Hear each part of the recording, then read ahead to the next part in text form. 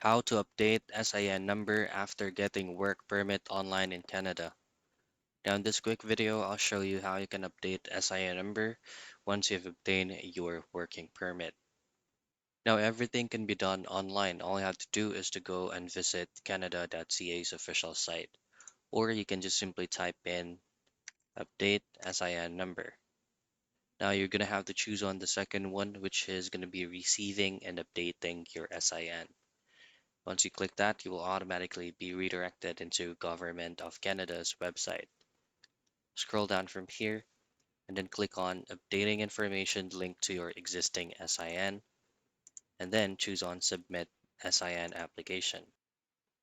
Now from here, you just have to scroll down and then you just have to fill out this form here if you would like to use the tool below to select your situation and how you want to apply. If you're applying for yourself, then choose on the first one. Select your status in Canada if you're Canadian citizen or a permanent resident. Now choose on online for the third option, and then these are all the necessary requirements that you need to comply first before you can go ahead and update your SIN number. Just take time to read this, maybe 3 to 5 minutes for you to be able to submit necessary documents and accurate ones. Once you have read this, just simply click on apply online, and that's going to be the time that you'll have to upload them. And that is how you update SIN number after getting work permit online in Canada.